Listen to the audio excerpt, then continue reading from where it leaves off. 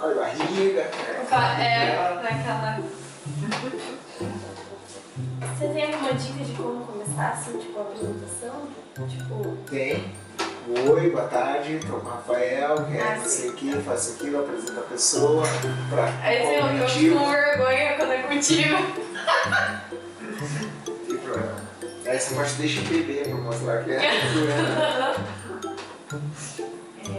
Eu falo, tipo, boa tarde? Ou você acha que, porque daí a pessoa vai assistir dependendo do Bom horário? dia, boa tarde, boa noite, então. Oi, pessoal, estamos aqui com Não. coisa mais genérica. Oi, pessoal, tudo bem? Então, a gente tá aqui na Maxcom. Esse aqui ele é o Rafa. E aí, beleza? Vim trazer ele para um podcast aqui, pra gente conhecer um pouco mais como que é a trajetória dele, juntamente com a publicidade, né? O Rafa atua na área, então. Eu tenho aqui algumas perguntas pra gente fazer. A princípio, eu queria conhecer um pouco mais sobre você. Gostaríamos de conhecer um pouquinho mais sobre você, Rafa.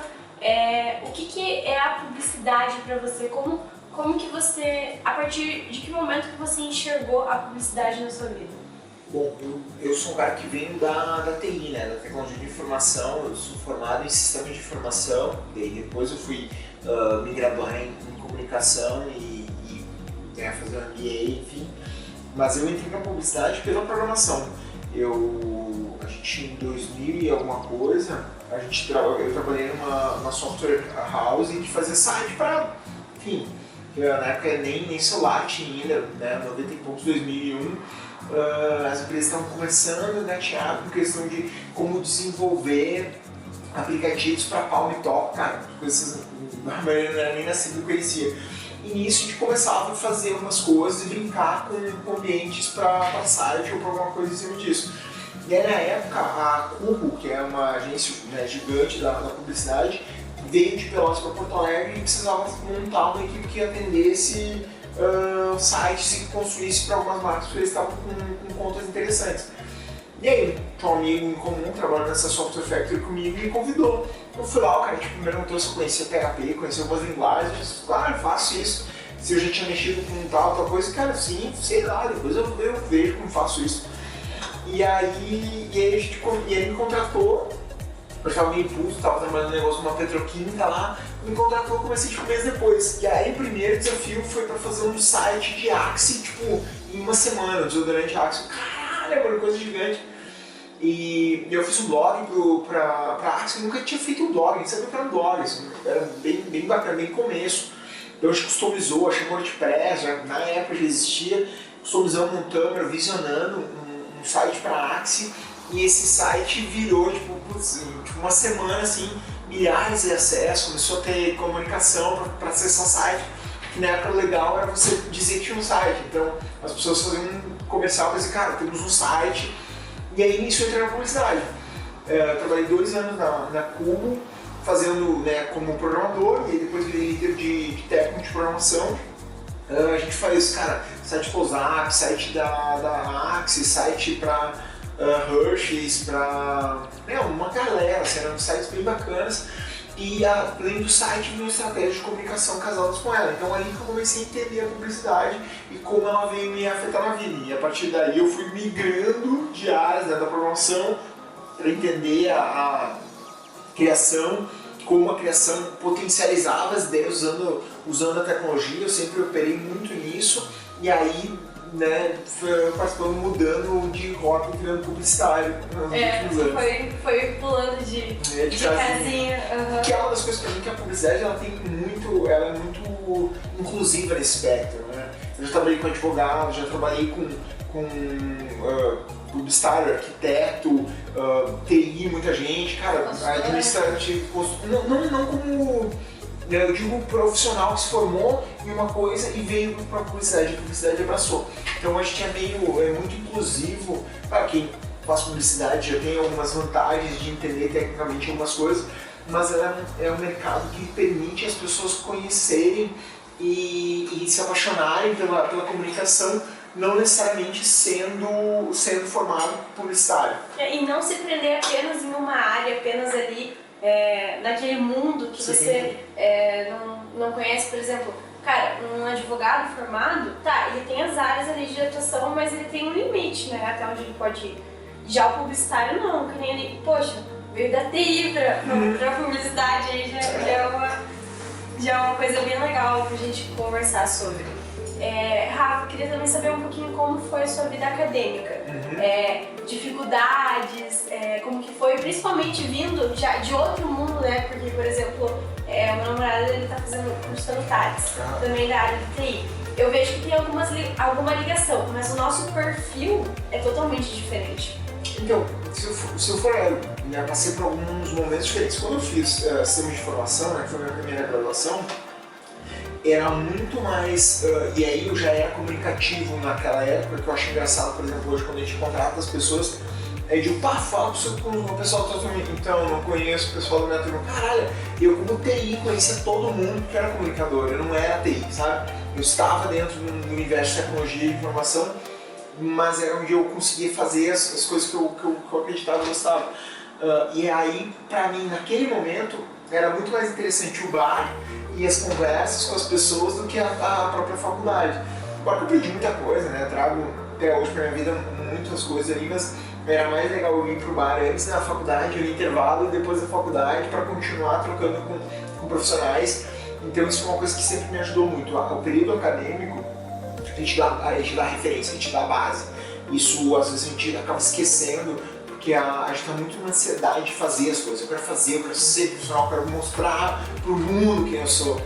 E não necessariamente é o momento certo ainda para isso. Tem bases que você aprende a ganhar discussões porque você tem um raciocínio lógico que a academia te dá. Então isso para mim sempre foi uma coisa que quando eu olhava e estava dentro de uma instituição boa, uma faculdade legal, e aí onde eu tenho algumas críticas em cima de EAD, te mostram como construir uma narrativa correta, um discurso, um storytelling. Essa base acadêmica, por saber escrever um artigo, por exemplo, dar uma profundidade em cima de um espectro, ela te dá vantagem ali na frente. Então, por exemplo, eu consigo embasar tecnicamente algumas decisões por conta dessa base. Você já ia dizer, eu acho que isso aqui funciona, por quê? Porque eu acho que eu gosto, é muito frágil. Então isso a academia ela consegue te ajudar. Então ter uma faculdade forte em buscar esse conhecimento, ele vai te ajudar nisso. Agora, mas quando eu trazendo, né, quando eu fui dentro da publicidade, já foi muito mais para conectar coisas que eu tinha vivenciado na prática, para dizer, então é por isso que tal coisa, então é por isso que vem aquela informação. Então eu conseguia fazer essa conexão do que eu vi, do que era o meu dia a dia com o conhecimento teórico. E a universidade que você se formou, qual foi? Eu fui PUC-RS e depois fiz uma pós é tão boa que eu nunca lembro o nome dela, faz alguns anos. Cidade Verde, uma coisa do interior de São Paulo. E quais são as suas formações de cursos assim, que você pode aconselhar talvez a fazer ou não fazer também? Eu venho de uma escola técnica muito forte, né? Então, quando eu era mais novo, assim, eu fiz muita parte técnica eu fiz um monte de merda, né? Fiz marcenaria, fiz TI, fiz alguns cursos preparatórios, assim, porque, cara, nasci nos anos 80, né? Os anos 90 eles foram meio loucos, assim, como o que vai ser o futuro de profissão. Hoje a gente tem mais claro que a parte digital, né? A parte computador, hoje a nossa vida é tão mais natural, ela é tão dentro, parece papo de velho aqui, mas nos anos 90 não tinha isso, não existia. Então se gostar de TI era meio que a NASA fazia com os anos 80 e 90. Então não era uma coisa do dia a dia, era meio surreal, assim, o quão fácil é hoje nessa vida, é muito distante. Então você fazia de tudo um pouco para tentar entender o que era legal para você. E isso pra mim foi uma coisa muito boa, porque não faça um monte de coisas que você não sabe pra onde ir, mas elas me ajudaram. Eu falo muito do curso técnico de marcenaria, porque ela me deu a calma do craft, de mexer com madeira. Então você fazer um móvel com madeira exige uma preparação e um planejamento muito grande. Você não consegue cortar uma madeira e, putz, fiz errado, vou refazer. Acabou, você jogou fora aquilo.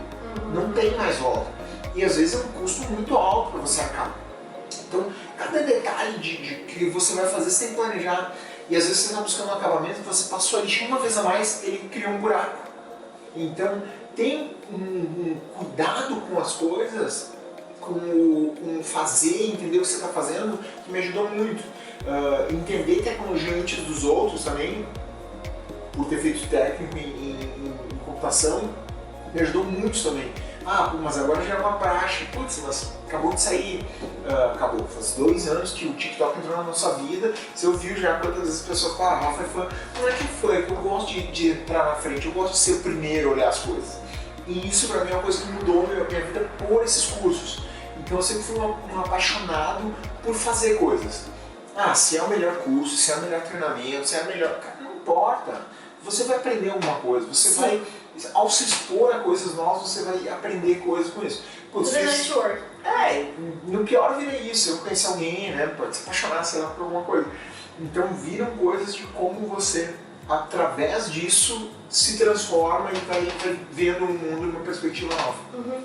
E, você já falou um pouquinho, mas acho que é interessante frisar uma pergunta sobre isso. Mas como que você vê a universidade hoje em dia, atualmente, as universidades que você conhece, como a pessoa recém-formada, inserção no mercado do profissional de publicidade, como você vê hoje em dia? Eu tenho mas não é uma crítica à publicidade ou à faculdade.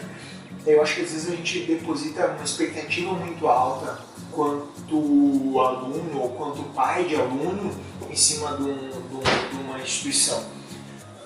É esperado que você saia dali pronto. E não é, na verdade.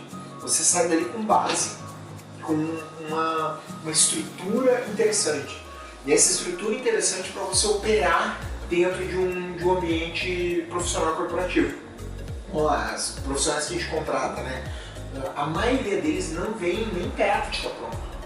Até a pessoa estar de fato performando bem no que a gente espera leva 1 ano. Então, quando eu estou contratando uma aposta na Manu do futuro, daqui a 1 ano, o que a Manu vai estar fazendo, como vai estar a cabeça dela, em que níveis ela vai ter conquistado. E isso, para mim, é uma coisa que eu acho que às vezes a gente aloca essa frustração na faculdade, porque quando a gente chega no mercado de trabalho, a gente diz, putz, a faculdade não me ensinou nada. Às vezes eu já ouvi isso, sabe? E parece que, tipo assim, a faculdade, ela vai te dar uma direção de pra onde você ir e a partir dali é você quem faz, né? É você quem... Então, pra mim é muito mais um lugar de experimentação do que de direção. Um lugar de errar, de aprender. Você tá fazendo aqui um podcast. Quantas pessoas têm medo de começar um podcast? Tem medo de falar, conversar. E vai que daqui a pouco você é o próximo Joe Rogan do mundo, sabe? Sei lá, ou então você vai virar como é que é o nome filho da mãe lá, o maconheiro, porra, esqueci, enfim, do Flow, ou você, não sei, cara, mas começa de algo, então só a questão de tentar já é muito legal. Então, mas até pelas oportunidades que traz. Eu vejo, tipo, hoje em dia, no trabalho que eu estou, foi uma colega da faculdade que me trouxe morar em outra cidade, tipo assim, e tudo foi se encaixando, porque a faculdade me trouxe isso, não pelo a faculdade em si, Sim. mas pelo realmente networking que fiz ali. Então, e a acho maluquice, sua colega nem tá mais na estrutura, não. Você continua. Exatamente. Exatamente. Você fez a ponte e hoje não tá, e tá tudo isso, bem. exatamente. E assim, a mesma questão que hoje, ela pode, sei lá, talvez continuar até o final e eu abandonar a faculdade. Então, tipo, tá tudo bem, sobre isso tá tudo bem. Então, isso também é uma coisa muito legal, porque é como é encarado a questão, porque é muito sob expectativa. Às vezes você for ver um filme, putz, eu espero que esse filme seja o melhor filme do mundo e é uma bosta. Não, uma bosta que você esperava demais. Então, tá muito dentro disso. Então a faculdade não se espera nada. Não, espera, mas eu acho que às vezes a gente projeta demais em relação ao que ela realmente consegue nos dar de feedback. Então, fazendo essa comparação, é mais interessante você estar aberto, experimentar o conhecimento e ali sim, putz, publicidade, redação não é minha, design eu amei, estratégia eu achei uma merda. Beleza, você já achou uma rota para onde você quer, para onde você pode se desenvolver. Já foi apresentada ali uma abertura ali de até onde você pode ir. Exato. E a faculdade, eu acho que ela traz muito isso, porque tem muita gente que quer começar, mas não sabe por onde. né? E a faculdade acaba auxiliando, mostrando em quais áreas você pode atuar, apesar de ser muito abrangente e a faculdade em si não mostrar todas as áreas, né? E eu vejo, tipo assim, hoje em dia o trabalho que eu faço é um trabalho que eu mais estou gostando. Tipo, abandonei, quando eu entrei na faculdade, a minha paixão era fotografia e eu não me via fazendo outra coisa além de fotografia. Eu entrei na faculdade de publicidade para acrescentar no meu trabalho e poder fazer um marketing bom, uma publicidade boa do meu trabalho. E essa foi a minha intenção com a faculdade, queria ser formada. E aí agora eu me vejo assim apaixonada completamente por outra área. E não me vejo, talvez, na área de design, assim, mas pode ser que mais pra frente mude, porque a faculdade ela traz novamente isso, né? E sim, comentando realmente uma parte do que você está falando, o quanto de uma academia ou de um curso a gente espera que seja o nosso futuro. Ele, querendo ou não, é uma foto já do passado, porque até o conhecimento do que está sendo operado no mercado hoje ser transformado em estudo de caso e bibliografia, para daí isso ser comentado em sala de aula, vai ter um delay aqui, vai ter uma diferença em cima disso. Então, muito do que a gente espera também está um pouco alinhado, cara, nunca vai estar no topo da cadeia alimentar, sabe? Tem coisa, então, é mais sobre base, é mais sobre conteúdo, que daí você pesquisa e se desenvolve por conta. Eu tenho mais uma pergunta agora, fugindo um pouco desse ecossistema de faculdade e tudo mais. Eu queria saber um pouco mais como funciona o seu trabalho, em qual área da publicidade você atua atualmente, como que funciona o seu trabalho. Hoje eu estou no cargo de chefe. Inclusive meu chefe. É um pouco diferente a coisa, a gente brinca aqui na agência que eu tenho uns 68 cargos, né? Todos os caras que começam com C são os meus. Mas é um pouco do entendimento do mercado aqui. Então, eu tenho momentos, até brinco com o pessoal, estou numa reunião, não, mas aqui eu estou como diretor de criação. Não, agora eu sou diretor de atendimento. Eu tenho que separar bem a função, porque eu estou orientando alguém para fazer um movimento que pode colidir exatamente contra o meu outro time ali dentro. Mas é por conta do mercado de Cascavel. Eu sou CEO da Nexon, né? Então todas as decisões executivas passam por mim, sejam elas criativas, de negócio, de atendimento, de estratégia, estão comigo junto com a equipe. Eu não produzo nada, eu não faço nada, eu decido coisas e movimento as coisas para que elas andem como a gente acredita que seja o ideal para a nossa empresa e para os nossos clientes. Até porque parece que quando a gente está ali dentro, a gente não consegue enxergar o que está acontecendo fora, né? Então você está ali produzindo, preocupado em produzir, em ter, e aí você não consegue ter, tipo, ali o time de pensar, de ver o mercado de fora. Então isso é muito importante, né? Ter essa pessoa que enxerga tudo e traz para dentro para a produção, né? O que eu já falei, não canso de falar nisso, eu sou pago para saber a música que vai tocar daqui a 6 meses, não a música que está tocando agora. Então, dentro disso, os clientes vêm aqui e nos procuram, cara, ele não quer saber o que aconteceu no passado, ele quer saber o que ele vai fazer no futuro. Então, dentro dessa forma, é como você conecta a área de inteligência que você tem dentro do negócio e transforma elas em um produto que o mercado está interessado e tem valor. Então, atualmente, o seu cargo é evidente. Mais ou menos isso. Não, mas oficialmente como CEO da empresa, e todas as decisões estratégicas e executivas estão a meu cargo. E Rafa, por quais áreas você já passou e o que você levou de ensinamento delas e se você voltaria a trabalhar nelas? Seria um grande processo, mas ter vindo da tecnologia e programação, né, mas como vou colocar dentro do aspecto de tecnologia, me deu muito background de inovação, isso para mim sempre foi uma coisa legal. Passei de tecnologia para gestão, da gestão para atendimento, voltei para operações e aí vim para criação, depois de gestão novamente agora como executivo há 2 anos e meio na agência. Então, se for olhar da tecnologia, quando eu migrei para operação e gestão e junto ao atendimento ali ao cliente, eu sempre carreguei uma coisa que a tecnologia ela trouxe para a minha vida, como a gente resolve as coisas. É muito fácil você apontar culpados, sabe, no nosso mercado. Então o outdoor não funcionou porque fulano não mandou isso. Porque tal coisa aconteceu, então fulano é o culpado. Não, quero me proteger, eu vou apontar o dedo. Isso sempre me incomodou muito, porque na tecnologia como um todo, as coisas não evoluíam. Eu falei, você não tinha, você tinha que inventar, você tinha que dar um jeito de fazer. E isso pra mim sempre foi muito legal. As pessoas chegavam, cara, como é que você faz tal coisa? Cara, eu não sei, vamos descobrir. E aí você trilhava, assim. E às vezes, você fala um não bruto pra pessoa que fala, queria fazer, né? Então eu sempre fui transformar as coisas em como elas são possíveis de ser como elas se tornam execuíveis. E nisso, quando eu fui para gestão, isso foi muito bom, porque aí, quando eu entrava num problema, a pauta não está funcionando, o cliente está pagando menos do que deveria, as equipes não estão funcionando, eu olhava o processo como se fosse algo que a gente poderia resolver, sabe? Uma equação de sistema. E nisso sempre me deu uma coisa, não, para aí, se eu falar com a Manu e falar com o fulano e conectar eles no mesmo ponto em comum, isso aqui vira. E se a gente fazer dessa forma? Legal, ele está defendendo isso, mas você deu um pouco ali. Então para mim sempre foi esse foco na solução que acabou me levando para outras áreas.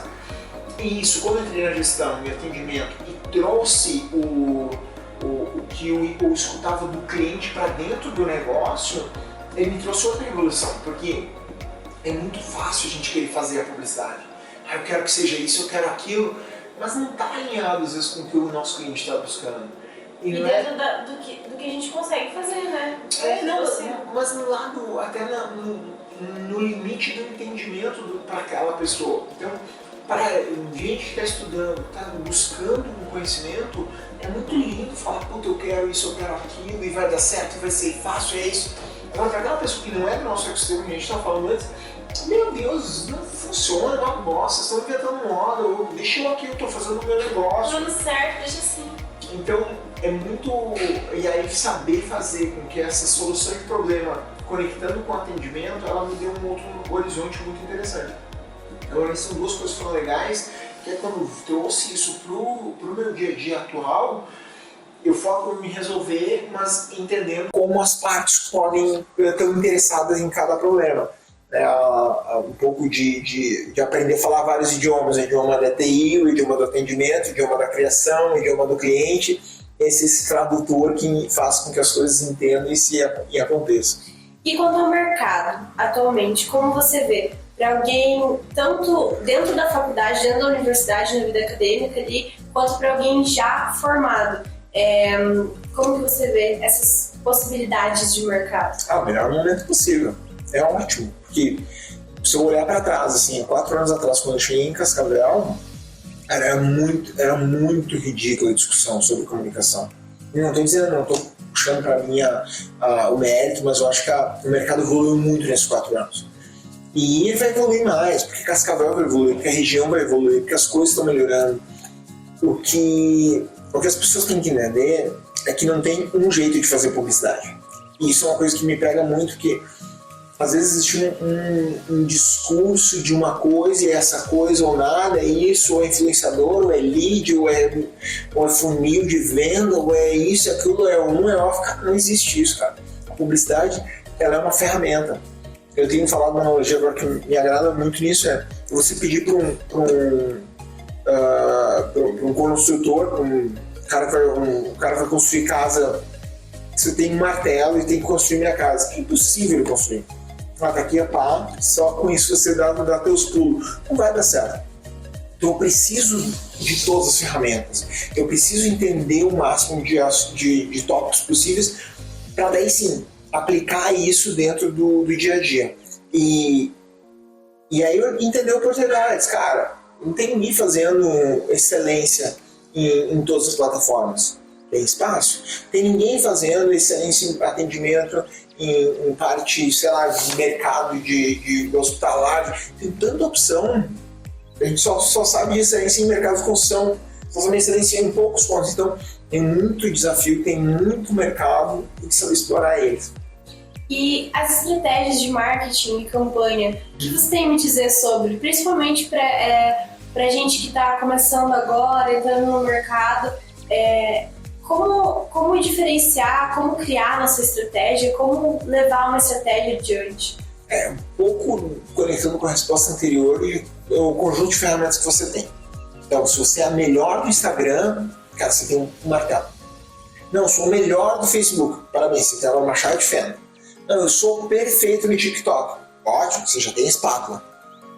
Se você for mediano nos três, provavelmente seu resultado é melhor do que se for espetacular em um só. Então, como é teu entendimento de outdoor? Como é teu entendimento de TV? Como é teu entendimento de rádio? Ah, mas isso é coisa de velho, não funciona. Ainda funciona. Ainda tem público, ainda tem performance. Ah, você é ótimo no digital, perfeito, mas quanto tempo leva para você corroborar uma ideia através só do digital? Porque é uma área muito forte em golpe, ainda as pessoas têm medo. Então, está defendendo o mídia. Eu falei, não, eu estou defendendo que as pessoas entendam as ferramentas que ela tem. A partir do momento que você entende a ferramenta, você começa a criar uma estratégia propositiva para aquele resultado. Então tá, eu tenho uma fábrica de jeans, perfeito. Você vai vender para quem? Para 50 a mais? Esquece, TikTok, não tá lá teu público. Não, eu vou vender para jovem, beleza, mas quem vai pagar para o jovem? É o pai? Então também não adianta. Você tem que construir situações onde você conversa, além do público, você conversa em momentos para que não seja só um ponto de contato, você expandir os pontos de contato. Mas você dá muito trabalho. Se não chamava férias, dá trabalho. E dentro disso, o que você acha que seria o briefing ideal para a gente definir qual estratégia usar, em que ponto, tipo assim, quais são os pontos necessários de gente pontuar ali o que deve ser feito em cada estratégia? Nisso sou chato, porque as pessoas querem uma resposta fácil na vida. E a vida não é fácil, é difícil. Ah, mas a minha bom, parabéns, que bom, show. Mas infelizmente não é para todo mundo. Então, o que eu quero dizer, eu gosto do problema. Uma coisa que eu e o Eduardo, que a gente sempre escuta, quando chega algum cliente, alguma coisa, a gente nunca vê alguém chegando aqui dizendo, nossa, tá tudo lindo, quero te convidar para um churrasco, para ser minha agência, porque nós somos os melhores. Não, eu quero vir chorar, eu quero vir reclamar, eu quero vir com alguma dor. E quanto antes eu entender essa dor e achar a solução para ela, melhor eu sou.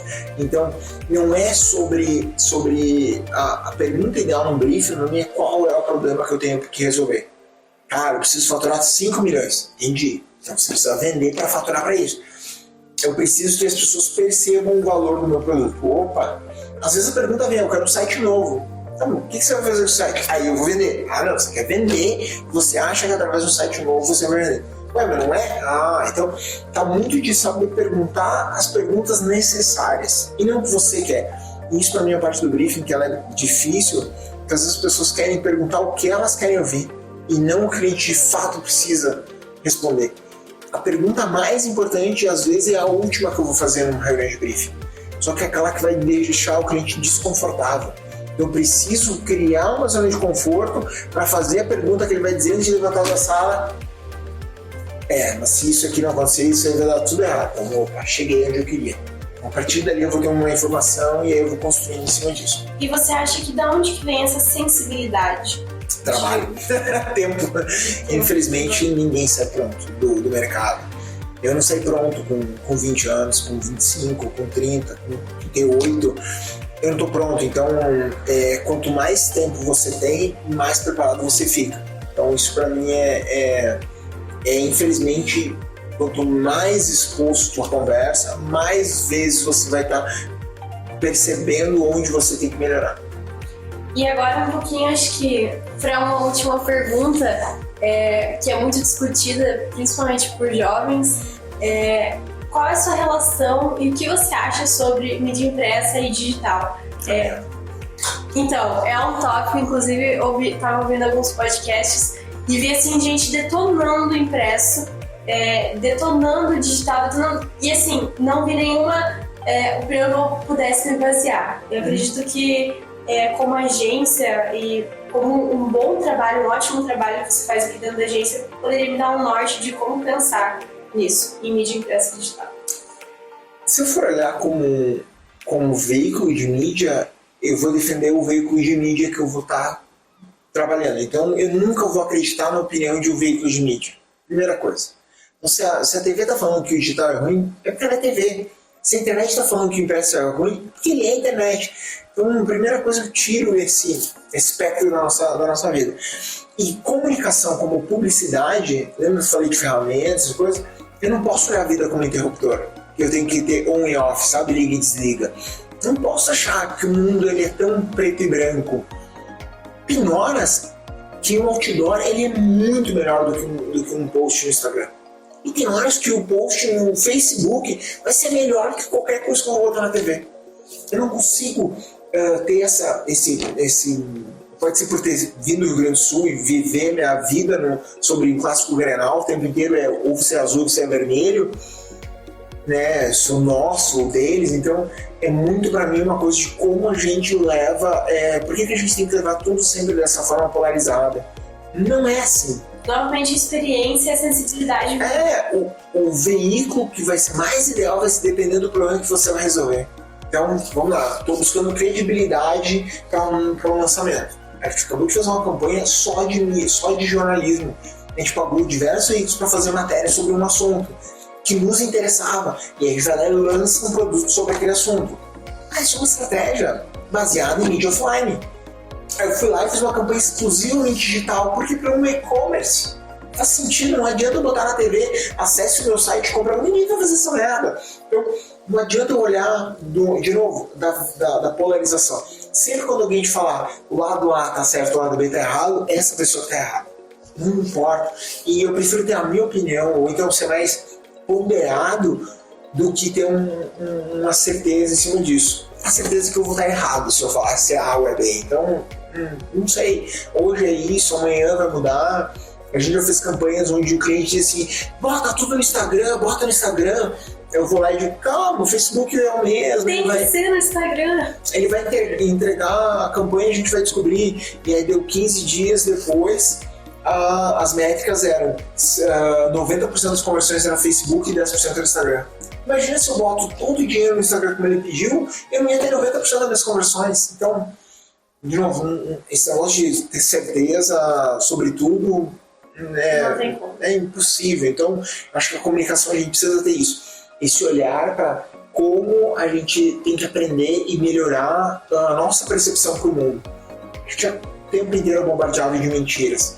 E se a gente não conseguir filtrar elas, entender o que é verdade, o que a gente pode usar como ferramenta, a gente tá errado. Rafa, muito obrigada.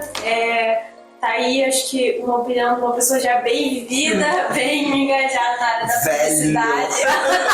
Não nessas palavras, mas uma pessoa com experiência. Muito obrigada. Fica aí o meu convite para um próximo trabalho também. Show. Eu vou fazer, gostei muito da nossa conversa. E eu acho que é isso. Muito obrigada por ter assistido até aqui. E é isso. Valeu, pessoal. Valeu!